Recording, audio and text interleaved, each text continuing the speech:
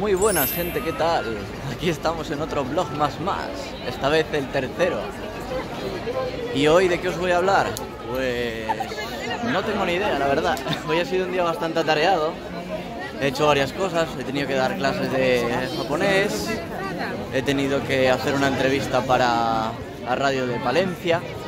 Me contactaron y hice una entrevista con ellos. ¿Y qué más hice hoy? Poco más, la verdad. Así que nada, hoy tampoco os tengo mucho más que contar, así que voy a aprovechar para contaros una de las anécdotas que viví mientras trabajaba en un restaurante de comida española allí en Japón. Y mientras tanto, pues os dejo con la decoración navideña que hay por aquí cerca de mi casa. Y a ver, ¿qué os voy a contar? Pues, bueno, en general, desde que empecé a trabajar en el restaurante, bueno, había bastante gente que le hacía ilusión venir a verme por el hecho de ser español. Era el único extranjero que había en el restaurante y eso significaba que el público venía, pues, a ver al guiri.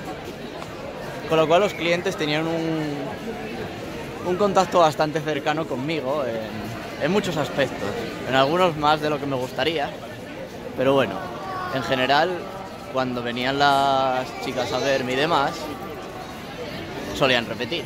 Y si llevaban una buena impresión y tal, repetían. Me preguntaban qué días trabajaba y a lo mejor volvían pues los días en los que yo estaba. Hubo alguna que volvió algún día que yo no trabajaba, preguntó por mí, como no estaba, pues se fue. Y eso a mi jefe pues le tocaba un poco las narices, la verdad. Porque era en plan, ¿por qué coño vienen a verle a él en vez de venir a la comida? Y bueno, él siempre me decía en muchas ocasiones que yo tenía que ser como un japonés más. Hasta que, claro, los clientes pues tenían un trato más cercano y oye, que si me tocaban el hombro, que si el brazo, que si tenía una confianza mucho más cercana que con cualquier otro japonés en general.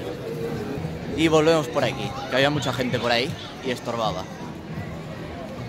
El caso, como os comentaba, los clientes pues tenían un trato bastante cercano conmigo y bueno, eso a mi jefe pues le molestaba. ¿Qué pasa? Que bueno, algunas clientas pues me pedían el teléfono, me pedían el line, tal, se pedían hacerse fotos conmigo y en esos momentos pues a mi jefe sí le interesaba que no fuera como un japonés, sino que fuera como un guiri, que aceptara hacerme fotos, que aceptara que les diera el teléfono o lo que fuera, vaya. Cuando se trataba de ese tipo de cosas no tenía que ser como un japonés. Y bueno, el caso es que entre todo eso, pues había muchas clientas que a lo mejor después de pedirme el teléfono y tal, pues me decían, ¿a qué hora terminas? Y yo cuando les decía mi hora, pues alguna se cogía y se quedaba en plan, pues a esperar que terminara de trabajar y se pasaban por ahí, por el horario de cierre. Bueno, el caso es que una vez una clienta pues está ya un poco perjudicadilla, la verdad. Mira, os voy a dejar con estas vistas, que quizás os suenen de otro vídeo. El caso es que esa clienta pues estaba un poquito perjudicada, la pobre, y bueno, se puso a tontear conmigo, en plan, bueno, ¿qué? ¿Cuándo terminas de trabajar? Tal. Y yo dije, bueno, pues a las 11:30, tal, que era mi hora de acabar. Me voy a sentar aquí y os sigo contando. Así, mucho más cómodo. Un vlog en la calle.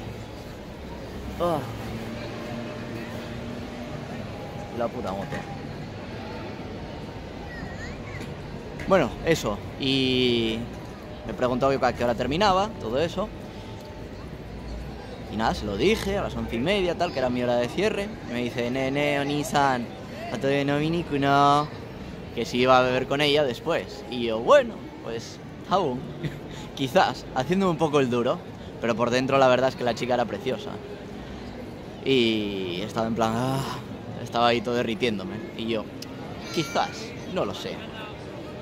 Y nada, bueno, me pidió hacerme fotos con ella, que si me daba besitos, que si muy cerquita. Y bueno, mi jefe y un par de compañeros estaban chinadísimos, la verdad.